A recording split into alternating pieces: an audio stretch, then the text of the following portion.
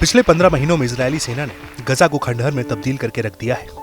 गजा के भीतर जहां तक नजर जाती है वहां तक बर्बादी की तस्वीरें चीख चीख कर आईडीएफ के निर्मम हमलों की गवाही दे रही है। और इतना सब कुछ होने के बाद भी आईडीएफ गजा में अभी तक रुकी नहीं।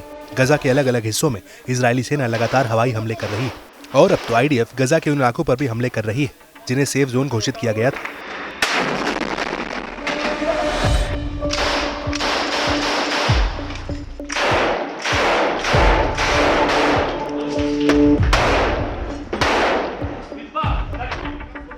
और यही वजह है कि गजा के भीतर हाहाकार मचा हुआ है। एक तरफ गजा तो दूसरी तरफ वेस्ट बैंक। इन दोनों मोर्चों पर हमास के लड़ाके आईडीएफ से लड़ रहे हैं। और अब जब वेस्ट बैंक के भीतर आईडीएफ विद्रोह की आग को दबाने में विफल हो रही है तो इसे कुचलने के लिए हवाई हमले कर रही है। दरअसल उत्तरी वेस्ट बैंक के जेनिन रिफ्यूजी कैंप में आईडीएफ ने एक हवाई हमला किया है और इस हमले में करीब 6 लोग मारे गए हैं, जिनमें एक बच्चा भी शामिल है। इस हमले की जानकारी फिलीपीन स्वास्थ्य मंत्रालय ने दी है। मंत्रालय का कहना है कि मृतकों के शवों को जेनिन सरकारी अस्पताल में ट्रांसफर किया गया है।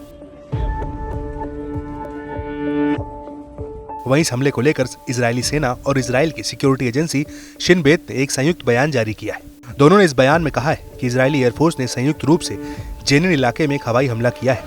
वहीं इस हमले को लेकर जेनिन ब्रिगेड के कमांडर ने अल जजीरा अरबी चैनल से कहा कि इजराइल ने अपने हमले में कई नागरिकों और बच्चों को निशाना बनाया है और ये हमला ऐसे समय में हुआ है जब फिलिस्तीनी अथॉरिटी लगातार प्रतिरोधी गुटों पर कार्रवाई कर रही है।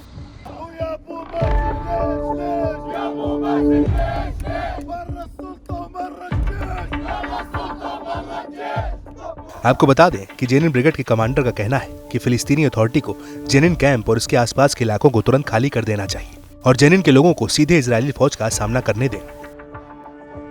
आपको बता दें कि पिछले कुछ दिनों से फिलिस्तीन अथॉरिटी वेस्ट बैंक में प्रतिरोधी लड़ाकों का सफाया करने में लगी हुई है। फिलिस्तीनी अथॉरिटी का कहना है कि सभी लड़ाकों को अपने हथियार डालकर तुरंत सरेंडर कर देना चाहिए। वहीं दूसरी तरफ फिलिस्तीनी अथॉरिटी के इस रवैये को लेकर हमास का आरोप है कि वो इजरायल के इशारों पर काम कर रही है।